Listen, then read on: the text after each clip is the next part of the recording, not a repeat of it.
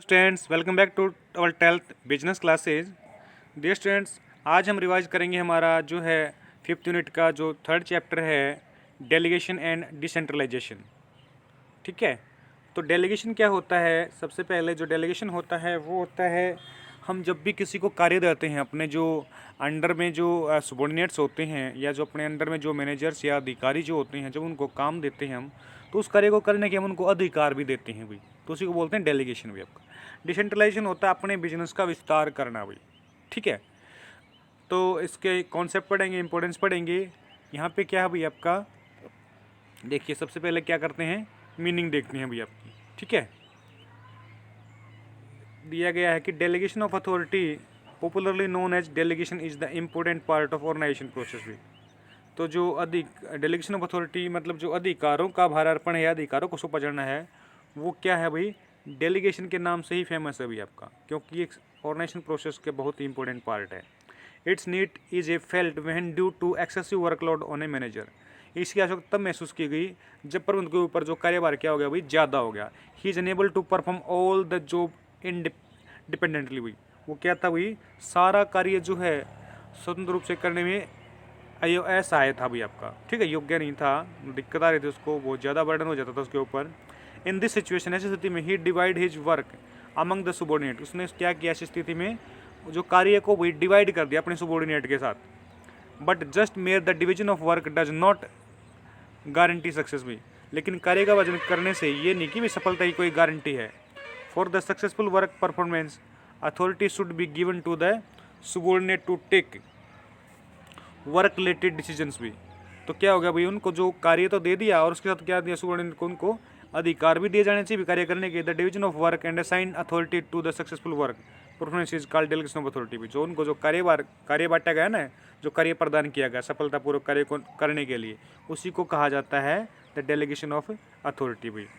ठीक है, अधिकारों का जो है भारार्पण हम इसको बोल सकते हैं भाई।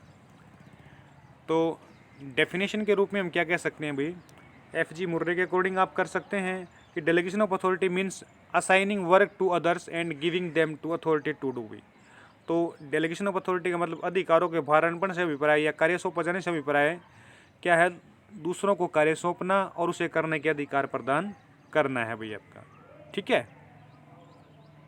अब इसके कौन कौन से एलिमेंट हैं भाई आपके, ध्यान दीजिए। 3 एलिमेंट है इसके डेलीगेशन ऑफ अथॉरिटी के, एक रिस्पॉन्सिबिलिटी, एक अथॉरिटी और एक अकाउंटेबिलिटी भाई। उत्तरदायित्व जो है अधिकार और जवाबदेही भाई आपकी। ठीक है, सबसे पहले है रिस्पॉन्सिबिलिटी भी। रिस्पॉन्सिबिलिटी पढ़ते हैं हम, देखिए। Responsibility is the obligations of the subordinate to properly perform the assign duty भाई। तो ये रिस्पॉन्सिबिलिटी क्या होती है भाई, एक प्रकार का दायित्व होता है अपने रिश्तों को जो कार्य दिया था उसको कार्य पूरा करने के लिए भी। When a superior assign to job his subordinate भी, जब एक उच्च अधिकारी जो है अपने अधीनस्थों को कोई कार्य सौंपता है, it become the responsibility of the subordinate to complete the job. तो क्या होता है, सुबॉर्डिनेट की रिस्पॉन्सिबिलिटी बन जाती है कि उस कार्य को पूरा करें। That means that other words, मतलब that means that the words responsibility comes into the play only after the job has been assign. तो यहाँ इसका मतलब ये है कि जो रिस्पॉन्सिबिलिटी वर्ड है ना, कब आया भाई अस्तित्व में, जब हमने जो कार्य है वो किसी को सौंपा। Thus to assign job can be called the assign responsibility. इस प्रकार हम कह सकते हैं कि अगर कार्य सौंपेंगे तो हम रिस्पॉन्सिबिलिटी भी सौंपेंगे भी। ठीक है, अब फीचर्स देख लीजिए आप, क्या क्या है रिस्पॉन्सिबिलिटी के। Responsibility can be assign to some other person भी। रिस्पॉन्सिबिलिटी को दूसरे लोगों को सौंपा जा सकता है भाई। Essence of responsibility to be dutiful भी, मतलब क्या होता है, जो है जो उत्तरदायित्व पूरा करना क्या भाई, ड्यूटीफुल कर्तव्य का एक सार है भाई आपका। To get organise, to get originate because of superior and subordinate relationship भी। इसमें क्या होता है भाई, जो सुपीरियर उच्च अधिकारी जो दिन उनके बीच जो संबंधों की स्थापना होती है भाई। सही। सेकंड नंबर पे हमारा क्या, अथॉरिटी भाई, अधिकार। Authority means the power to take decision, अधिकार से अभिप्राय निर्णय लेने की शक्ति से है भाई। Decision can be related to the use of resources and to do or not to do something भी, मतलब निर्णय में क्या है, निर्णय का संबंध संसाधनों के उपयोग से, क्या करना है क्या नहीं करना है से हो सकता है भाई। फीचर्स क्या क्या है, authority can be assign to some other person भी, अधिकार क्या है दूसरे लोगों को सौंपे जा सकते हैं। It is related to the post, ये किससे संबंधित होती हैं भाई? पोस्ट से संबंधित होती हैं भाई आपके, ठीक है। It makes implementation of decision possible भाई, तो इनको कैसे पूरा किया जा सकता है भाई? निर्णय जो है लेकर ही इनको पूरा किया जा सकता है। जो हमारे पास अधिकार होंगे तभी निर्णय लेंगे, तभी पूरा कर सकते हैं हम। अथॉरिटी इज की ऑफ द मैनेजरल जॉब भाई, प्रबंध की जो जॉब की क्या है भाई? अधिकार जो है एक महत्वपूर्ण की है भाई। Because the post without authority can not be managing post भाई, क्योंकि बिना अधिकारों के मैनेजिंग पोस्ट को पूरा नहीं कर सकते हम। अब डिफरेंस क्या है भाई आपकी अथॉरिटी और रिस्पॉन्सिबिलिटी के बीच में? तो meaning, the power of take decision, निर्णय लेने की जो पावर है, शक्ति है, इसमें क्या है? कार्य सौंपा जाता है भाई। डायरेक्शन और फ्लो, अधिकार move from top to bottom, अधिकार किससे हैं भाई? ऊपर से नीचे की तरफ चलते हैं भाई। Responsibility move from bottom to top, इसमें क्या होता है? रिस्पॉन्सिबिलिटी नीचे से ऊपर की तरफ चलती है भाई। नहीं, authority move from top to bottom, ये ऊपर से नीचे की तरफ, responsibility move from bottom to top, नीचे से ऊपर भाई। ओरिजिन, उत्पत्ति, it originate because the formal position in the organisation, इससे क्या होता है? औपचारिक स्थिति के कारण जो है ये पैदा होते हैं आपके भाई। ये क्या होता है? It originate because of senior subordinate relation, ये किसके कारण पैदा होते हैं भाई? जो उच्च अधिकारी और जो निम्न स्तर के अधिकारी उनके बीच संबंधों के कारण ये पैदा होती है भाई। इस अनुसार the essence of authority is to get decision implement, तो क्या है भाई? अधिकार का सार क्या है भाई आपका? निर्णयों को पूरा करना है भाई। और ये रिस्पॉन्सिबिलिटी का सार क्या है भाई आपका? कर्तव्यों को पालन करना है भाई आपने, ठीक है। अकाउंटेबिलिटी क्या होती है? जवाबदेही होती है भाई आपकी। Accountability means the answerability of the subordinate to his superior for his work performance भी, तो जवाबदेही से ऊपर है, उस उत्तरदायित्व से है जो अधीनस्थ क्या होते हैं अपने उच्च अधिकारी के सामने अपने कार्य के लिए जवाब उन्हें जो देना होता है भाई। अगर जैसे मान लीजिए ए है और एक बी है भाई, ए एक उच्च अधिकारी है, बी इसका सुबॉर्डिनेट है, ए ने इसको कार्य सौंप दिया, ठीक है, कार्य सौंप दिया, तो इसकी जिम्मेवारी बन गई कि उस कार्य को पूरा करे। अगर कार्य पूरा नहीं हुआ तो बी इसके प्रति क्या होगा? अकाउंटेबल होगा भाई उसके ए के सामने, ठीक है। अब क्या है आपका? स्टिमुलेंटेंसी, he give authority to them which makes worker accountable to their superior for the work performance, मतलब प्राय क्या होता है? जो अधिकार दिए जाते हैं किसी कार्य को करने के वर्कर्स को, सबऑर्डिनेट को, तो उस कार्य की सफलता असफलता के लिए वो जिम्मेवार होगा, उसने उसको जवाब देना होगा। यहाँ पे ध्यान रखना है, रिस्पॉन्सिबिलिटी कैन बी डेलीगेटेड, जो जवाबदेहिता को सौंपा जा सकता है। This means delegation of operation responsibility, मतलब अधिकारों को सौंपा जा सकता है जो करने हैं। रिस्पॉन्सिबिलिटी कैन बी डेलीगेटेड भी, मतलब जवाबदेही को सौंपा नहीं जा सकता। This refer to be ultimate the responsibility which can not be delegated, मतलब उत्तरदायित्व को नहीं सौंप सकते लेकिन कार्य को सौंप सकते हैं भैया, ठीक है। फीचर्स क्या क्या है भैया आपकी? Accountability can not be delegated to some other person भाई, जवाबदेही किसी अन्य व्यक्ति को ट्रांसफर नहीं किया जा सकती भाई, सौंपी नहीं जा सकती। अगर जैसे मैंने अभी बताया था, ए ने बी को काम दे दिया, तो अगर बी ने काम नहीं किया तो ए ने किसी को जवाब देना हो, तो ए ये नहीं कह सकता मैंने बी को दिया था, बी ने नहीं किया, तो इसकी जो जवाबदेही वो भी क्या होगी? अपने से उच्च अधिकारी के प्रति बनी रहेगी भाई। It is only towards the delegator भी, इसमें केवल क्या है? अधिकारों को सौंपा जाता है भाई, रिस्पॉन्सिबिलिटी को नहीं। It based in senior subordinate relationship, इससे क्या होता है भाई? जो उच्च अधिकारी और जो निम्नस्थ उनके बीच संबंधों की स्थापना पर आधारित होता है आपका। It is originate because of delegation of authority, ये अधिकारों के बारापन के कारण ही पैदा होती है भाई। डिफरेंस क्या है भाई आपका? असाइन जॉब, कार्य सौंपना रिस्पॉन्सिबिलिटी होती है। अकाउंटेबिलिटी क्या होती है? Answerable to superior for work performance भी, मतलब अपने उच्च अधिकारी के प्रति काम की जो परफॉर्मेंस है उसके लिए जवाबदेह होना।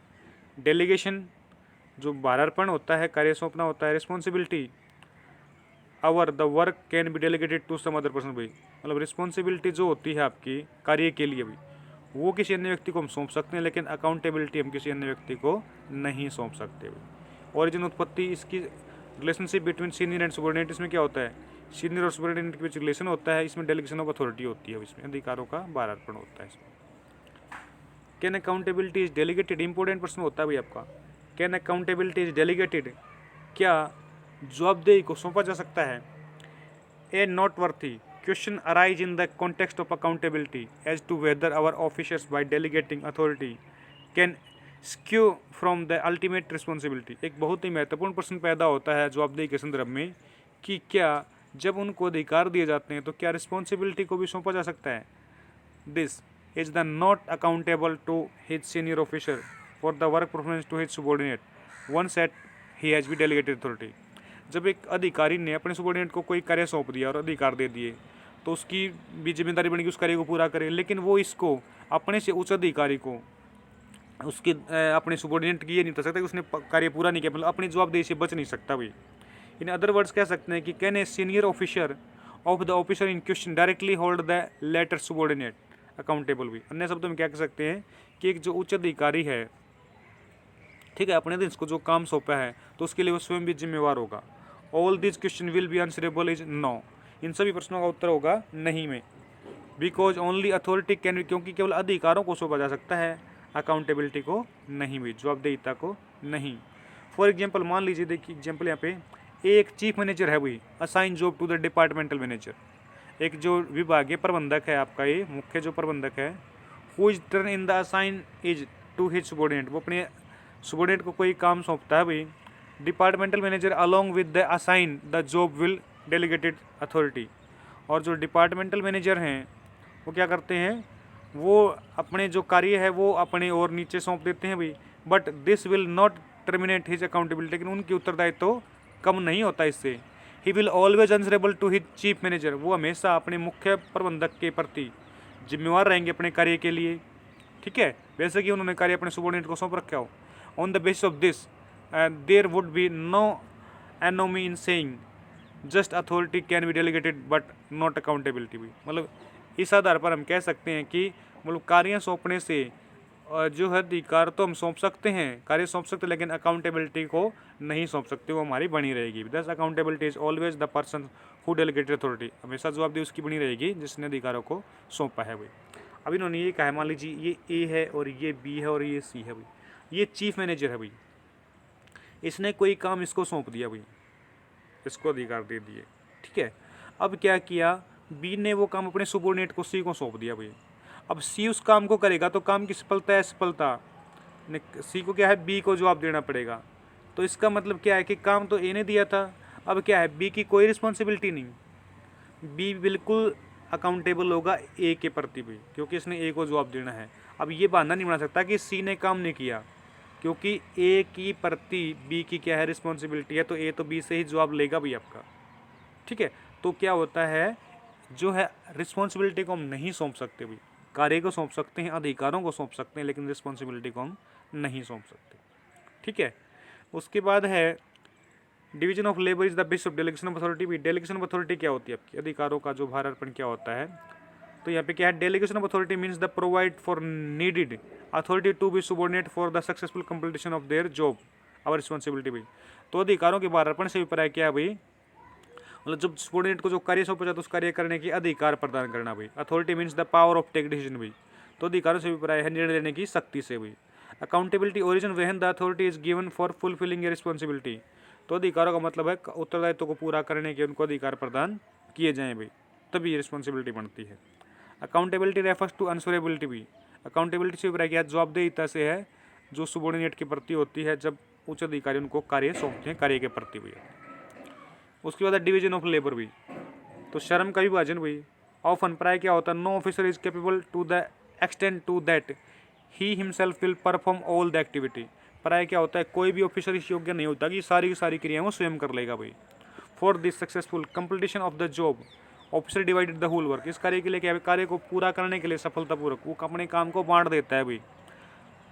दस the work is divided into many small jobs भी, छोटे छोटे कार्यों में बांट देता है, और each job is then assign to the particular person, और प्रत्येक जो कार्य है वो क्या होता है, किसी विशेष व्यक्ति को सौंप देता है भाई। The whole process is known as division of labour, तो ये पूरी प्रक्रिया को हम क्या कहते हैं, श्रम का विभाजन कहते हैं। It is basis in specialisation, ये विशिष्टीकरण पर क्या होता है, आधारित होता है भाई। तो उसमें क्या होता है, कोई व्यक्ति कितना भी योग्य क्यों ना हो, सारा कार्य स्वयं नहीं कर सकता, सारी क्रियाएं, तो क्या करता है, अपने काम को बांट देता है, ठीक है, छोटे छोटे पार्ट्स में, और प्रत्येक कार्य जो है किसी विशेष व्यक्ति को दे दिया जाता है। इस प्रकार ये सारा कार्य कंप्लीट हो जाता है सफलतापूर्वक, और इस प्रक्रिया को हम डिवीजन ऑफ लेबर कहते हैं, और ये विशिष्टीकरण पर आधारित होता है भाई।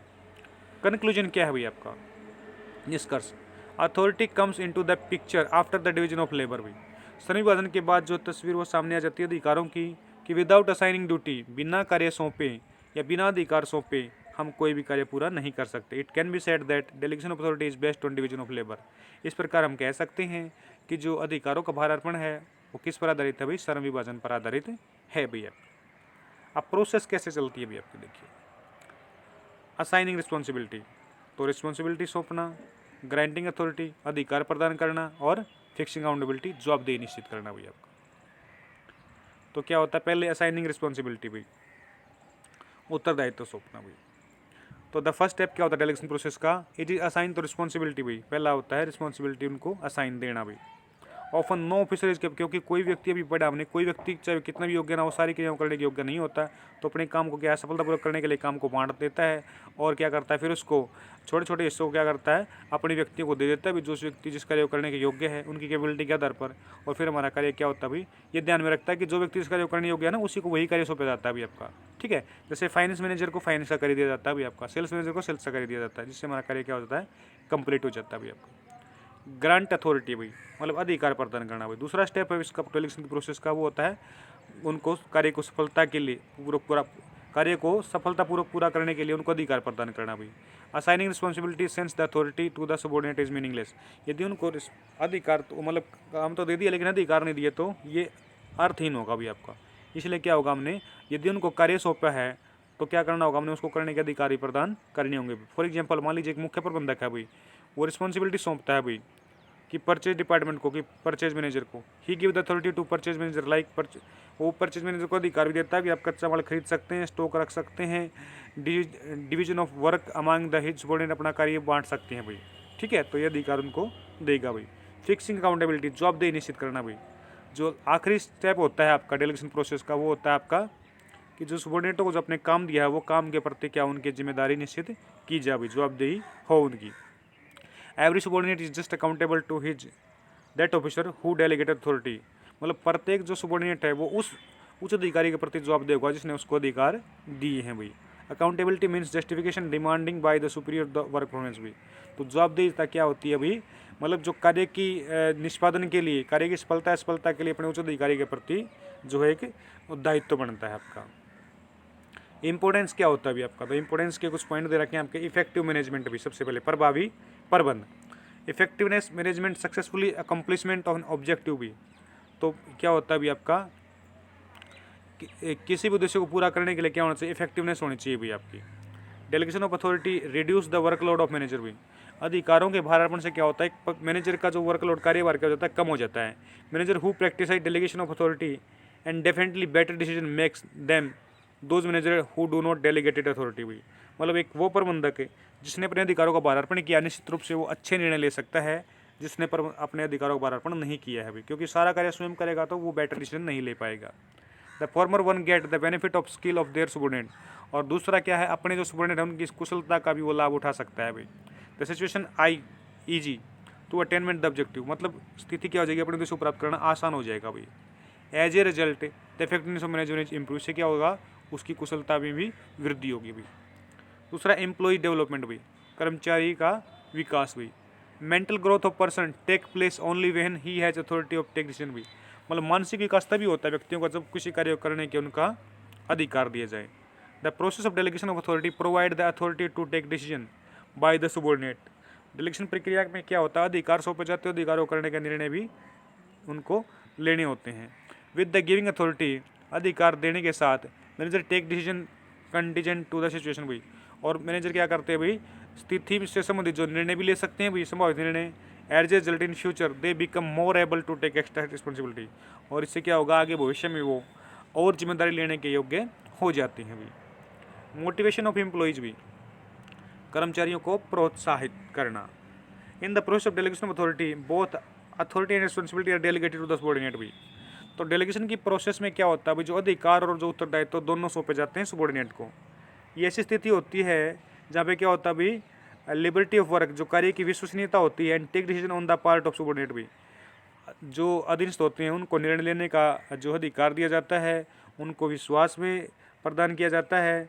तो गेनिंग थ्रू दिस, इसके द्वारा क्या करते हैं भाई they exhibit their talent and skill, वो अपनी जो योग्यता है कुशलता है उसका उपयोग करते हैं। And with better performance the subordinate create a nice for themselves in the organisation भी, वो क्या करते हैं संगठन में जो अपना बहुत अच्छी परफॉर्मेंस देते हैं भाई। Consequently they get job satisfaction, और वो क्या करते हैं कार्य संतुष्टि प्राप्त करते हैं। And feel motivated to perform each better, और वो और ज़्यादा अच्छा करने के लिए मोटिवेट होते हैं भाई आपका। उसकी बात है फैसिलिटेशन ऑफ ग्रोथ हुई, विकास की सुविधा हुई।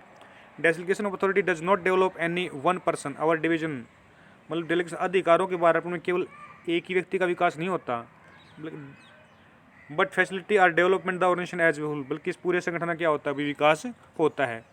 ए adequate number of able employees are available in the organisation भी, मतलब कुछ पर्याप्त संख्या में योग्य कर्मचारी होते हैं कि संगठन में टू टेक डिसीजन एक्सपेंशन भी, और निर्णयों का इससे विस्तार होता है निर्णयों को लेने के लिए।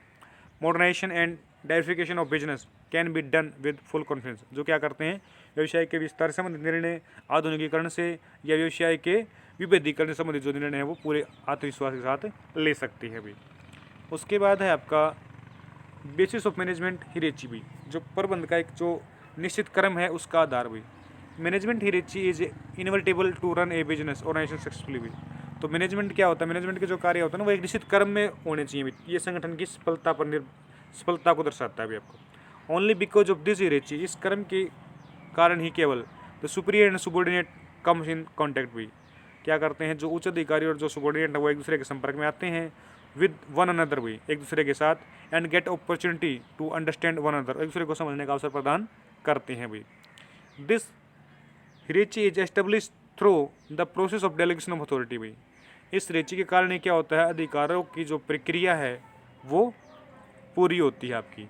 Under this authority flow from top level to bottom level भी, इसके अंदर क्या होता है, अधिकार जो होते हैं उच्च स्तर से निम्न स्तर की तरफ चलती हैं भी। As a result senior and subordinate links are establish from top to, इसी प्रकार जो उच्च अधिकारी और जो अधीनस्थ हैं वो ऊपर के स्तर से नीचे के स्तर पर उनकी संबंधों की स्थापना होती है। बेटर कोऑर्डिनेशन भी, अच्छा जो है सहयोग या समन्वय भी। तो delegation of authority is the process of establishing relationship among the responsibility authority and accountability भी, तो अधिकारों की जो भारार्पण की जो प्रक्रिया है उसकी स्थापना संबंधों के कारण होती है भाई, उसमें चाहे रिस्पॉन्सिबिलिटी हो, चाहे अथॉरिटी हो, चाहे अकाउंटेबिलिटी हुई।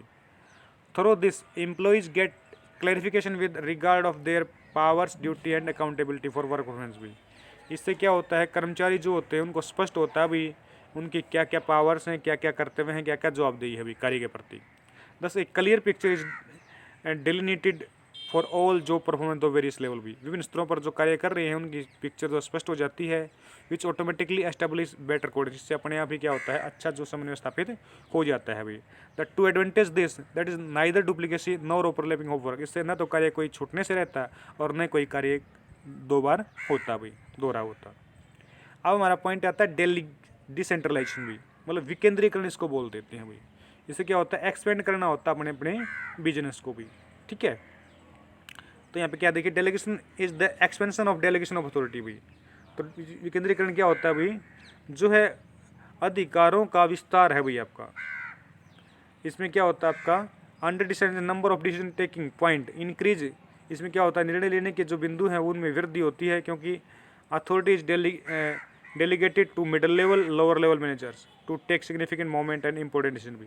इसमें क्या होता है भाई, जो निर्णय लेने के अधिकार हैं वो मिडिल लेवल को भी और लोअर लेवल को भी सौंपे जाते हैं। उसके बाद क्या है आपका, the both decentralisation and delegation of authority are almost similar भी, दोनों लगभग विकेंद्रीकरण और अधिकारों का जब वारापण है वो लगभग सेम होता है। Leads to confusion about their meaning भी, और कुछ इनको कन्फ्यूजन भी होती है।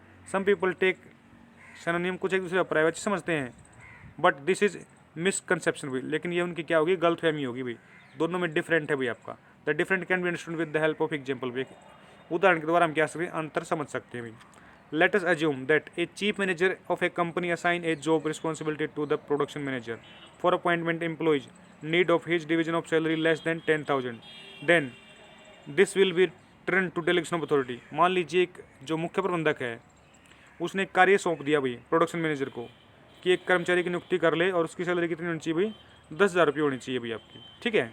ये तो क्या होगा, डेलीगेशन ऑफ अथॉरिटी होगा, अधिकारों का भारार्पण हो गया भाई। ऑन द कॉन्ट्रीज के विपरीत, in the authority the appointment employ is delegated to every department head, then it will be termed as a decentralisation. जबकि वो क्या करे, वो जो है इसके विपरीत जो अधिकारों का भारार्पण कब होगा, on the contrary this contrary the appointment employ is delegated to every department head, जबकि प्रत्येक डिपार्टमेंट हेड को ये बात सौंप दी जाए भाई कि आप ऐसे कर्मचारी रख सकते हो, तब क्या होगा, ये डिसेंट्रलाइजेशन होगा। If the department head further delegated his authority to their deputy managers, the department head अपना ये अधिकार है अपने डिप्टी मैनेजर्स को सौंप दे, it will be lead to expansion of decentralise. इससे क्या होगा, विकेंद्रीकरण का और विस्तार होगा भाई। तो इन दिस कॉन्टेक्स्ट, इस संदर्भ में इट कैन बी सेड, ये कहा जा सकता है, इफ़ वी डेलीगेटेड अथॉरिटी, यदि हम अधिकारों का सौंपते हैं, यदि हम अधिकारों को सौंपते हैं, वी मल्टीप्लाई इट बाई 2, तो हम इसको 2 से गुणा करते हैं। But if we decentralised it, लेकिन यदि हम इसका विकेंद्रीकरण करते हैं, इट मल्टीप्लाई भी मैनी, तो हम इसको क्या करते हैं, बहुतों से गुणा करते हैं भाई। ठीक है, तो अधिकार सौंपना मतलब डबल होता है, लेकिन विकेंद्रीकरण करना बहुत ज़्यादा होता है भाई। तो इस किसी के अनुसार हम परिभाषा कर सकते हैं इसमें आपकी भी। तो हेनरी फ्यूल ने क्या कहा है, everything that goes to increase the importance of subordinate role in decentralisation and every which goes to reduce in centralisation, मतलब वह हर कदम जो रिश्तों की भूमिका को बढ़ाता है वो विकेंद्रीकरण है, और जो इसको कम करता है वो केंद्रीकरण है भैया आपको। ठीक है, उसके बाद फीचर्स देखिए आपकी डिसेंट्रलाइजेशन की। It is expand version of the delegation of authority भी, ये अधिकारों के भारार्पण की एक विस्तृत जो वर्जन है भैया आपका। It increase the significance of role of subordinate, ये रिश्तों की भूमिका को बढ़ाता है। It is the process which is applicable in the organisation as a whole, ये पूरे संगठन में लागू होने वाली प्रक्रिया है। इससे जो उच्च अधिकारियों के कार्यभार में कमी आती है। इससे क्या होता है भाई, decision are taken by those employees who are going to implement them भाई, जिन्होंने जो कार्य पूरा करना है, जिन कर्मचारियों ने, वही निर्णय ले सकते हैं इसमें भी। Along with authority is even accountability is delegated भी, इसमें क्या होता है, अधिकारों के साथ जो है जवाबदेहिता को भी सौंपा जाता है भाई आपका। इम्पोर्टेंस क्या क्या है भाई इसका, इम्पोर्टेंस क्या है भाई आपका। ठीक है, तो यहाँ पे पॉइंट दे रखे हैं आपके इम्पोर्टेंस के। देखिए आपका पहला दे रखा है डेवलपमेंट इनिशिएट अमंग सबॉर्डिनेट भाई, जो अधीनस्थ होते हैं ना, उनमें पहल क्षमता का विकास होता है भाई। क्यों, क्योंकि अगर उनको कार्य सौंपेंगे और कार्य करने के अधिकार भी देंगे तो क्या होगा, उनके बीच जो उनके अंदर जो पावर होगी भी निर्णय लेने की, वो सही समय पर कार्य पूरा करने के सही निर्णय ले सकते हैं भी, क्या करना है क्या नहीं करना, तो उसके अंदर क्या होगी, उनकी पहल क्षमता का विकास होगा भाई आपका। दूसरा है डेवलप मैनेजरियल टैलेंट अवर फ्यूचर्स भी, भविष्य में क्या होगा भाई, जो प्रबंधकीय जो टैलेंट है ना, उनका विकास होगा, वही जो कर्मचारी हैं वो मैनेजर के रूप में उभरेंगे भाई आपका। ठीक है, under decentralisation decision making authority is given to the lower level manager भी, जो निम्न स्तर के प्रबंधक हैं उनको निर्णय लेने के अधिकार दिए जाते हैं। In this way getting opportunity to take decision, वो निर्णय लेने के उनको अवसर प्रदान किए जाते हैं, उनके ज्ञान अनुभव के द्वारा वो निर्णय लेते हैं, उनका जो प्रबंधकीय नॉलेज है वो बढ़ता है। इससे क्या होता है, उनके अंदर जो टैलेंट है वो और डेवलप करता है भाई फ्यूचर के लिए। क्विक डिसीजन मेकिंग भी, शीघ्र निर्णय संभव होते हैं, क्योंकि इससे क्या होता है, उच्च अधिकारियों का जो कार्यभार है वो कम हो जाता है, तो महत्वपूर्ण कार्यों पर अपना ध्यान देते हैं। और इससे क्या होता है, this not only Leeds of quick decision, इससे शीघ्र निर्णय ही नहीं लिए जाते बल्कि but also result in better decision making, वही जो है हमारे परिणाम भी क्या आते हैं, बहुत अच्छे आते हैं इस निर्णयों से। All the people are well aware to the problem faced by their unit, मतलब सभी लोग क्या होते हैं भाई, पहले से परिचित होते हैं उनके इकाई में यदि कोई समस्या आती है। And division and for the reason any are capable for taking better possible and quick decision, और उन्हें पता है कि उसके लिए जिम्मेवार होंगे तो उसको अच्छे तरीके से और जल्दी पूरा करने की वो कोशिश करते हैं भाई। रिलीफ टू टॉप मैनेजमेंट भी, उच्च प्रबंधकों का जो है राहत भी, क्योंकि वो क्या करते हैं, डिसेंट्रलाइजेशन के दौरान क्या होता है, authority related to take monotonous decision is delegated to the subordinate भी, वो क्या करते हैं, कुछ जो छोटे कार्य होते हैं ना वो नीचे के उनको सौंप देते हैं भाई। इससे क्या होता है, जो टॉप लेवल के मैनेजर्स हैं ना, उनको क्या होता है भाई, उनका जो वर्कलोड है वो कम हो जाता है भाई, घट जाता है आपका। जिससे क्या होता है, वो अपना जो मूल्यवान जो समय है उसको क्या है, जो और जो महत्वपूर्ण जो कार्य हैं उनके ऊपर लगा सकते हैं। ठीक है, इससे क्या होता है, संगठन में समन्वय बना रहता है भाई। फैसिलिटेट ग्रोथ भी, विकास की जो सुविधा है। डिसेंट्रलाइजेशन के दौरान क्या होता है, fully liberty is given to the subordinate to take decision भी, निर्णय लेने की पूरी स्वतंत्रता क्या है भाई, उनको दे दी जाती है सबॉर्डिनेट को। ये स्थिति क्या होती है, include sense of responsibility among the subordinate, इनमें क्या होता है भाई, उत्तरदायित्व की जो है भावना वो शामिल होती है भाई, उनके अंदर आती है। Thus they make effort to achieve some better result भी, वो और अच्छे परिणाम प्राप्त करने की कोशिश करते हैं। They think originate to department competitiveness भी, वो क्या करते हैं, वो सोचते हैं कि विभाग की इससे क्या होगी भाई, तारीफ होगी अगर उनका विभाग अच्छा कार्य करेगा तो। In the situation everybody try to perform better than others भी, वो क्या करते हैं, दूसरों से अच्छा करने की कोशिश करते हैं। As a result development of organisation is made possible, इससे क्या होता है भाई, एक संगठन का अच्छी तरह से विकास संभव होता है। बेटर कंट्रोल भी, उचित नियंत्रण। डिसेंट्रलाइजेशन हेल्प करता है भी, किससे, कार्य का मूल्यांकन करने में सभी लेवल पर, ठीक है, जो कार्य उन्होंने किया है उनकी जवाबदेही निश्चित करने में। Contribution of every department for the attainment of objective can be ascertain भी, प्रत्येक विभाग का जो योगदान है उसको निर्धारित किया जा सकता है उद्देश्य प्राप्त करने में भी। ये सिचुएशन क्या होती है आपकी, एक चुनौती होती है प्रत्येक विभाग के लिए। मैनेजमेंट क्या करता है, adopt a good controlling policy to face this challenge भी, इसको सामना करने के लिए क्या करता है भाई, अच्छा नियंत्रण भी करता है मैनेजमेंट। अब अंतर क्या है भाई आपका डेलीगेशन ऑफ अथॉरिटी में और डिसेंट्रलाइजेशन में भी। पहले है नेचर, प्रकृति। Delegation of authority invertible and work can not be process in it is absence भी, मतलब अधिकारों का जो भारार्पण है वो निहित होता है, यदि कार्य नहीं होगा तो हम क्या है नहीं सौंप सकते वो अधिकार। डिसेंट्रलाइजेशन क्या है, it is not necessary and work can process it in absence भी, मतलब इसमें आवश्यकता नहीं होती भाई आपकी, इसमें अगर कार्य नहीं होगा तो भी आप क्या कर सकते हो, विस्तार कर सकते हो भी। फ्रीडम ऑफ एक्शन, कार्य की स्वतंत्रता, इसमें स्वतंत्रता कम होती है, स्वतंत्रता ज़्यादा होती है। Status, this is process done as a result of division of work भी, इसमें क्या होता है, कार्य की विभाजन के परिणाम जो कार्य का जो विभाजन किया जाता है डिवीजन ऑफ वर्क, उसके परिणाम स्वरूप प्रक्रिया पूरी होती है। This is result of the policies formed by higher official, इसमें उच्च अधिकारियों द्वारा जो नीति बनाई जाती हैं उसके अनुसार इनका पद होता है भी। स्कोप, अक्षेत्र भी, it deficit limited distribution of authority, that is why it scope is limited, इसका क्षेत्र लिमिटेड है क्योंकि इसमें क्या होता है, कम मात्रा में जो अधिकारों का वितरण किया जाता है अभी। इसका जो क्षेत्र क्या है, विस्तृत है भी काफ़ी, क्योंकि ज़्यादा मात्रा में अधिकारों का जो है भारार्पण किया जाता है। पर्पज, उद्देश्य, it's purpose is reduce the workload of the officer, से जो है अधिकारों का कार्यभार कम करने का उद्देश्य होता है। It purpose is expansion the authority of, जिसमें संगठन में क्या होता है, संगठन में जो है अधिकारों का विस्तार करना इसका उद्देश्य होता है। तो डियर स्टूडेंट्स, ये था हमारा जो chapter. I hope you understand very well. Thank you for watching this video students.